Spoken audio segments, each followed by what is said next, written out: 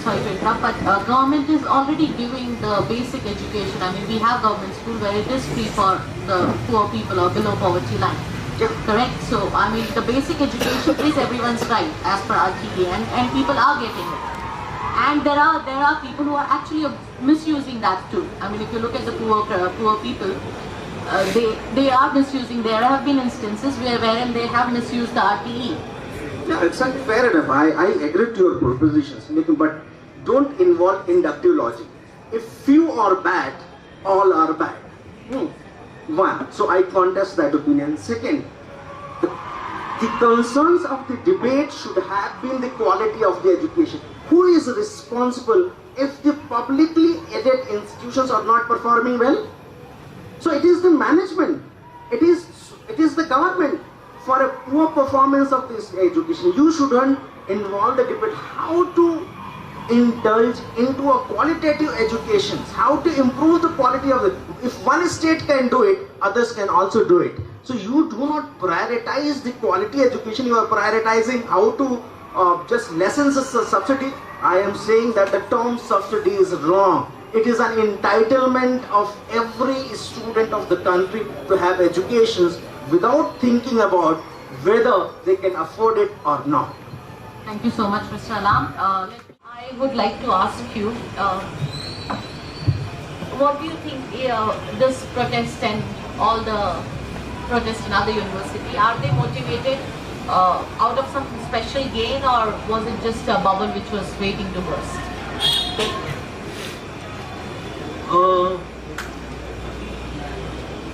Revolutions cannot artificially be manufactured. If people are coming on the streets, there was something in their mind churning out. It is not like that suddenly there is a movement from across the country, the villages, the almost semi-urban areas, the urban areas, the educational institutions, the mohallas are getting sensitized. So that enough. The term is enough. Force them to come to the street. And I personally feel that most of the protest here is spontaneous, and I'm happy about it. I'm feeling great because there is no leadership, political leadership coming from the top and claiming the protest. The protesters are claiming the ownership, that this is my protest, this is our protest. So somewhere that is why it is so scattered. So in certain areas you will find that until and unless, because there is no hope from the politics, because the politics has become anti-political. There is a hope only from the civil society, from the student who think of their society, who think of their country.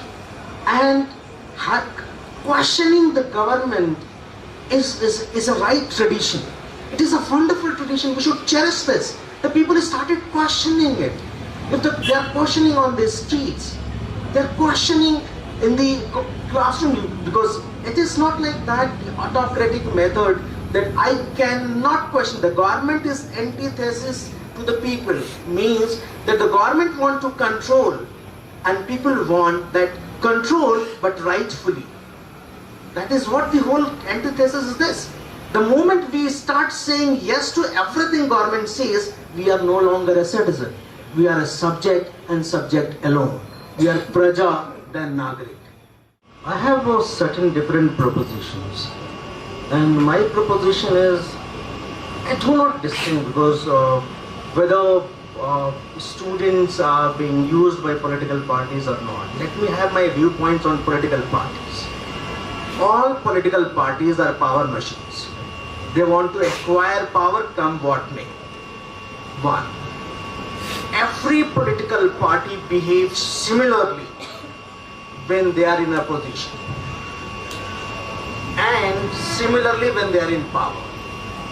So the idea is they want to attain winning margin in the upcoming elections, and they want to sensitize, mobilize people in accordance with the techniques they adopt.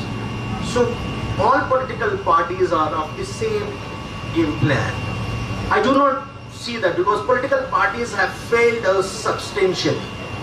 Had they not failed us, we wouldn't have come on the streets.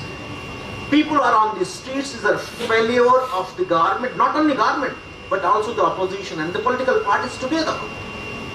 Second position is, people should be politicized. So are the students. Why do we advise people that don't politicize, don't indulge into politics, as if politics is something bad? Politics is all about claiming your right, participating in the governance, resolving the differences. So how to manage these scarce resources is all about politics. And if you take example of the current lot of politicians and then say that don't do politics, you are not criticizing politics, you are criticizing anti-politics. What you are experiencing now is anti-politics, is not politics at all. I will be very happy the moment the people of the country become politicized. To be politicized is to be conscious of their rights, is to be conscious of their duties, is to question the government, is to seek certain policies which may enhance the public goods and your interest in the larger run. That is, so don't ever question. I would have been the happiest person had this movement been led by political parties, but thankfully or some other consideration, they were having calculations whether they can actually go to the people or not, if they can go, whether it can give them power in the larger run or not, who can they meet, what they can say, what, no, they have failed us tremendously. Salute to our younger generations who made us learn that India is alive, democracy is alive. Thank you. Thank you so much. The Constitution should be a compulsory subject from the schooling level. You should start teaching people how to impart civic values, how to tell them, because if you go to the people and say that what are your fundamental rights, they don't know, but they talk about fundamental rights. So I can make it compulsory. The things which you can make compulsory, the things which can make a citizen, you are not doing at all. So let there be a civic education compulsory from the primary school onwards in a very simplified story manner. Let's make a narrative style of telling our constitution to the people.